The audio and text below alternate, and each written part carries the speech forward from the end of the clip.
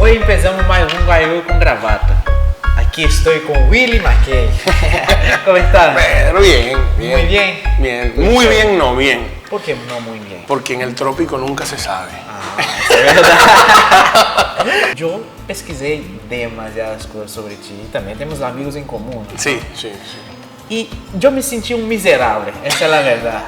Eu li todos os textos em Instagram e eu pensei, eu sou muito retardado. Porque eu posto fotos sem flanela, com uma taça e la mano. E eu mirei seus textos e pensei, nada, eu quero ser igual a ele. Sí. Bueno, lo que pasa es que como tú te ves bien sin franela, No. ¿sabes? Puedes poner esa foto. Como yo no me veo bien sin franela, tengo que escribir. Pero tú sabes, eu não me vejo bem sem flanela. Pero de onde vem essa inspiração tuya assim, de hacer esses textos? Yo tengo la suerte, Pedro, una suerte infinita.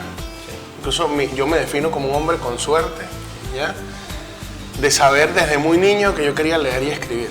O sea, desde los 3, 4 años yo veía a mi abuelo periodista, el Cojo Lira, y yo decía, yo lo que quiero es escribir, yo quiero ser escritor. No decía periodista, no decía novelista, no decía poeta, yo quería escribir.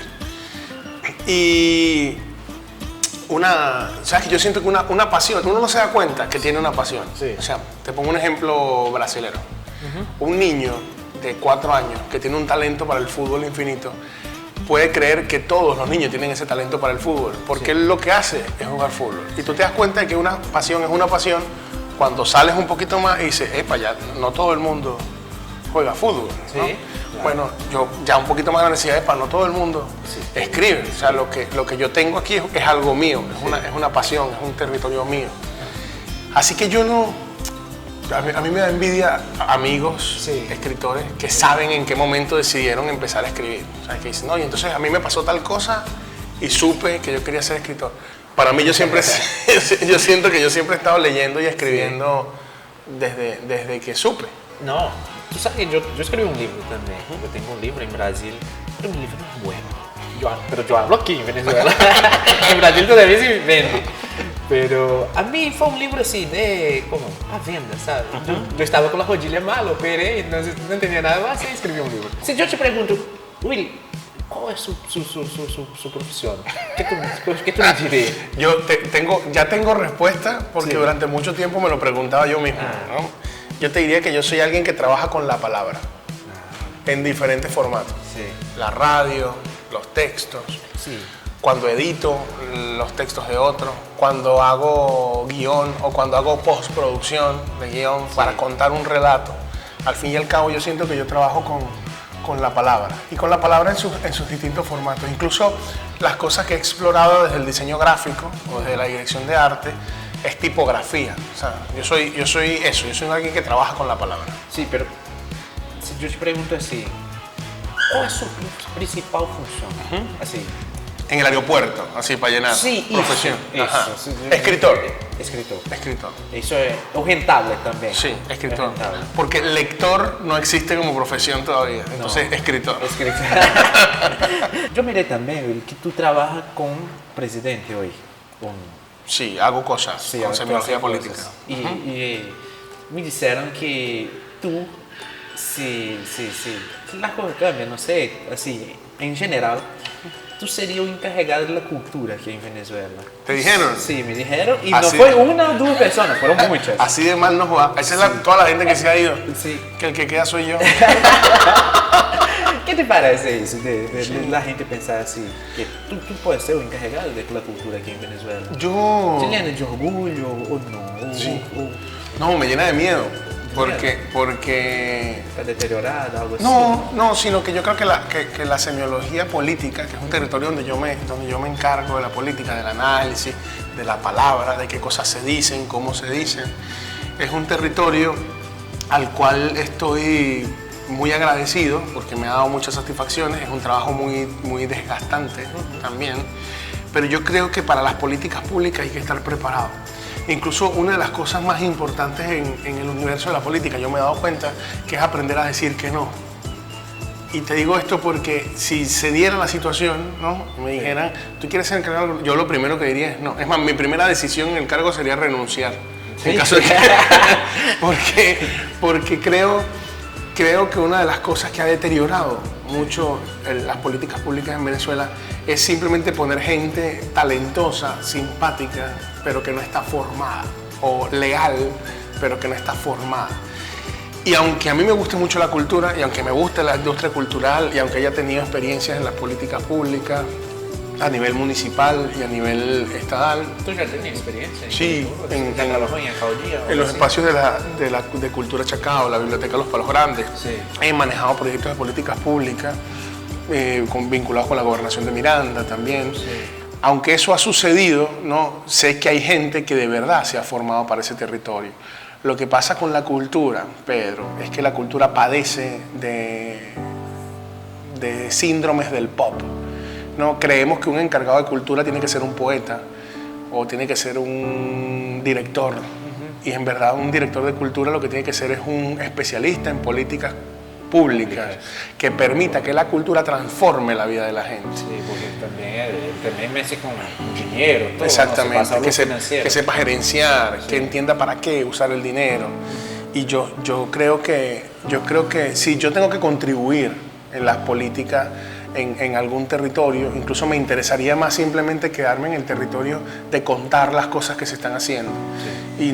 Y con profunda admiración entender que en el territorio de la cultura o en el territorio de la educación hay gente que tiene años soñando hacer cosas por este país, que se formó para eso y que es necesario darles la oportunidad. ¿Su formación en cuál? Mi formación, yo soy semiólogo. Yo estudié letras, sí, ¿no? Y luego me formé dentro de la semiología política. Pero en el camino estudié muchas cosas, desde teología, en un intento de ser cura, hasta educación especial en Amepane. Yo vi en sus redes sociales que tiene muchos estudiantes que te siguen, te escriben. Estudiantes, sí, no, estudiantes en general, no solo en la universidad, como parece. Sí, adolescentes también. ¿Eso por qué? ¿Por qué tú generas esa emoción en ellos? Sí, yo creo, voy a dar una vuelta un poquito, claro, para responderte esto. Tenemos tiempo. Porque voy a decir algo... Tenemos 3 días. Porque voy a decir algo que es un poco polémico y va a tener que aclararse. Yo creo que la universidad fracasó. O sea, el formato de la universidad fracasó, no aquí, a nivel mundial.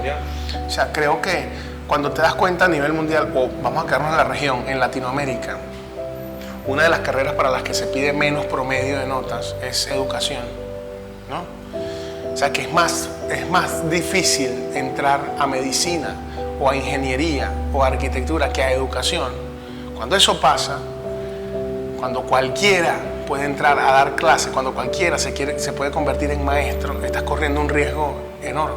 Todo el mundo, acá decimos a menudo que todo el mundo quiere los mejores maestros para su hijo, sí, pero nadie quiere que su hijo sea maestro, ¿no? Es verdad. Y creo que eso tiene que ver en buena medida con la manera en la que la universidad, el concepto de universidad nos hizo ver esto. ¿Por qué? Porque la universidad sigue siendo muy eficaz para algunas cosas. Durante 5 años, por ejemplo, te formas en un universo para que tú puedas llamar de la misma manera los mismos términos, usar las mismas nociones en un universo de conocimiento. O sea, quien va a estudiar ingeniería civil tiene que saber calcular cosas, nombrar cosas, pero el hecho educativo está muy retrasado con respecto a la cantidad de interacción que se genera ahora diariamente.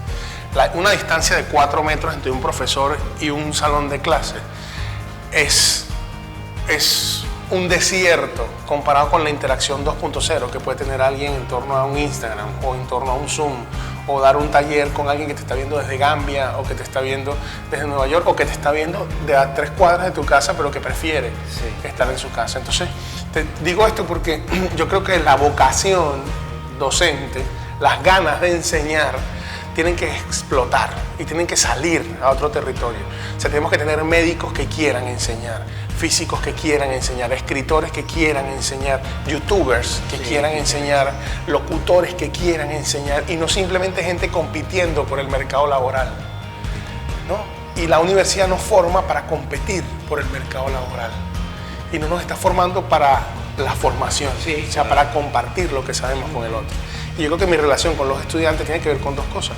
Con que yo políticamente creo mucho en los adolescentes, porque son unos tipos nativos digitales que viven en zonas populares y que están aprendiendo a programar, una cosa que para mí es magia, ¿no? Pero que además son personas que están formando su lugar político dentro de la sociedad. Mientras que el adulto universitario ya cree que tiene todo resuelto. Y al creer que ya tiene todo resuelto, simplemente está peleando por un par de notas para poder ser licenciado en. Y entonces también ahí, con el público universitario, soy un tipo raro que no está dando clases, pero que abre talleres y que es capaz de decirte, eso que te enseñaron no sirve, pero tienes que aprenderlo igual. Claro, ¿no? Y creo que ahí va la interacción. Yo voy a entrar en un tema más polémico que este, pero que estamos en ellos. Venezuela. Sí. ¿Qué te parece que va a pasar? ¿Cómo está? ¿Qué falta? Sí. Tú sabes que, vamos a decirlo con cuidado, Sí, claro. yo creo que el enemigo mayor de la democracia en Venezuela han sido las expectativas de la gente que quiere la democracia en Venezuela. Porque hemos cometido un error durante mucho tiempo, que es que hemos confundido el deseo con el análisis. Mucha gente cree que eso que desean que pase es lo que tiene que pasar.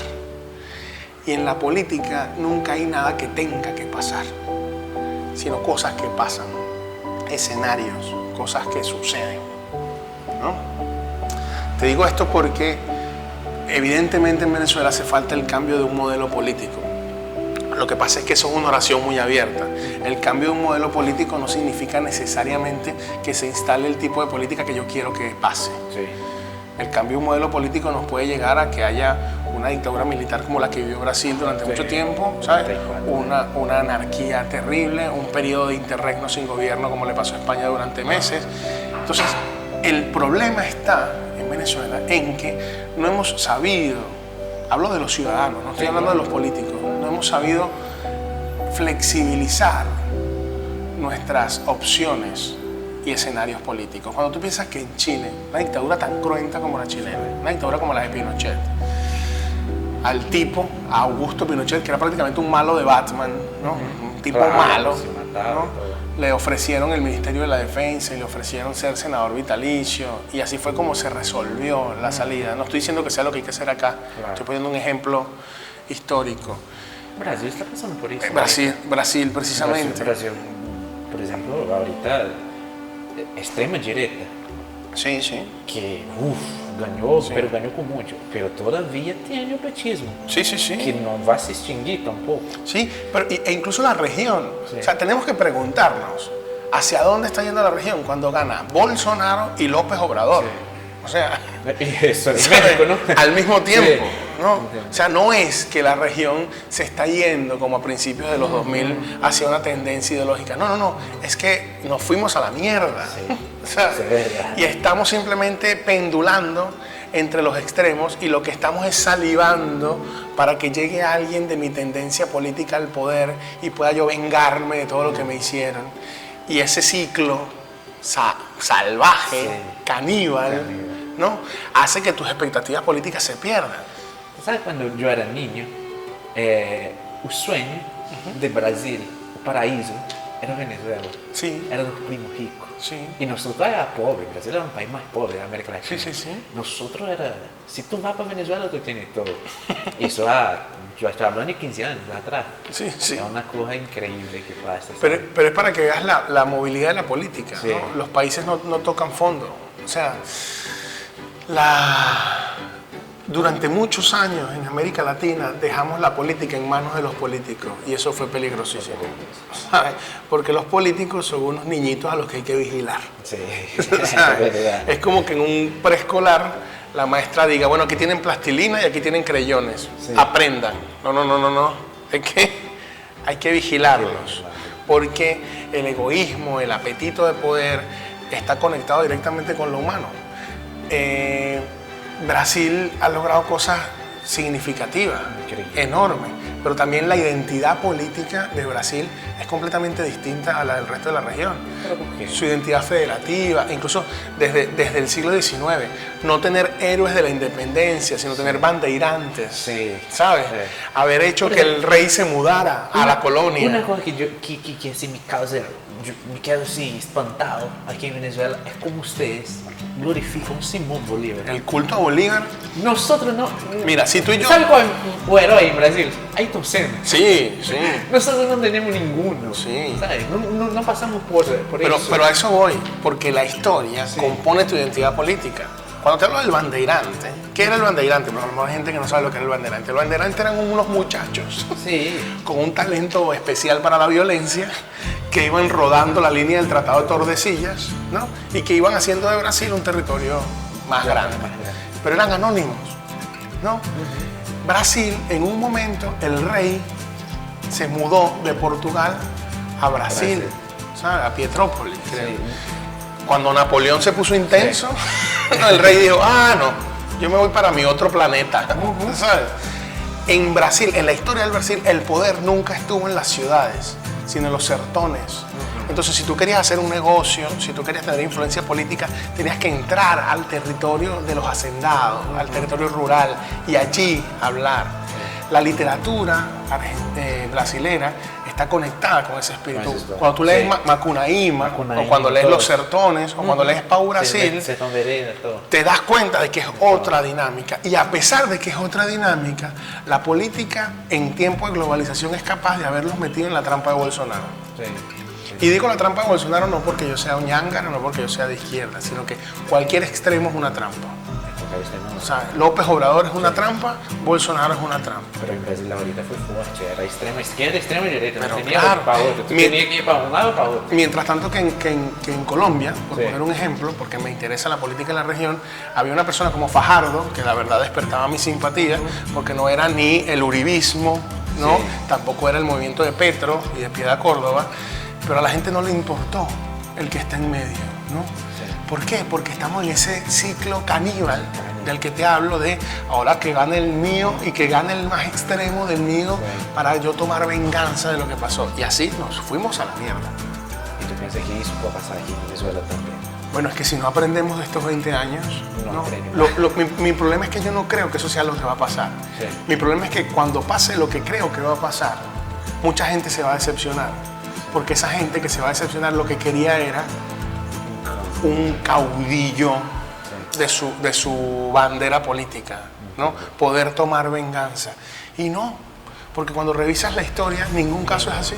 Ninguno, cara, sí. En Brasil, 34 años no tiene ningún militar preso. Pues. Ahí está, ni uno. Ninguno. Pero por Dios, ¿cuándo vinieron a juzgar a los militares argentinos? Ya Videla, siendo un viejo senil, Ya estaba viejo, ¿no? ya estaba, pero que hasta cuchi. El nazismo, ahorita Sí, que están... exactamente. O sea, todavía hay juicios pendientes. Sí. Entonces, cuando tú quieres hacer justicia, este es el punto al que voy. Tú no puedes querer hacer justicia antes de tener el poder. Y en política, te guste o no, tú tienes que ir por el poder. Y después de tener el poder, es que puedes administrar justicia. Esto no significa que tú tengas que ir cortando cabezas para poder llegar al poder, no. Pero tampoco la candidez, tampoco la inocencia de creer que tú puedes hacer justicia mientras llegas al poder. Increíble. Tenemos una curiosidad en común. Ajá. ¿A ti no te gusta manejar? No me gusta. Tengo fobia. Yo también. ¿También? También. Tú sabes que yo agarré un carro en 3 meses y yo lo choqué. Y después de eso, así, agarro cuando tengo. Pero se tiene una No, yo personalizada. ni lo toco. O ¿En sea, serio? me dan ataques de pánico, ni lo toco. Nunca. Pero Sí. eso me ha convertido en un copiloto profesional. No, yo también soy así, sí. Bueno, pero en Brasil ahora tiene Uber, entonces es más fácil. Aquí todavía no hay. No, aquí Pero una de mis tiene urgencias... muchos amigos, ¿no? Porque además mi novia vive en Buenos Aires, Sí. ¿no? Entonces mi novia, que es una excelente piloto, una gran conductora, ya no me puede salvar. Pero tengo buenos amigos. ¿Tú conoces a Mario? Yo quería esa entrevista como 3, 4 horas, 5 horas, pero no puede. YouTube no me deja. Pero- muchas gracias por todo. Muchas gracias por esta clase. Fue una clase. Pero yo aprendí más de que dije todo. No, Pedro, gracias a ti por echar un ojo a Venezuela. Y sobre todo, una cosa que te quiero agradecer de tu formato, que es un formato para escuchar al otro. YouTube está lleno, Internet está lleno de gente que solo quiere hablar y que no quiere escuchar. Y tú te permites el lugar privilegiado del extranjero que llega a que le cuenten qué es lo que hay ahí, ¿no? Y gracias a escuchar lo que hay ahí, estoy seguro que te vas a llevar una versión mucho más clara que la que tiene más de uno de mis amigos acá. Muchas gracias. A ti, Pedro.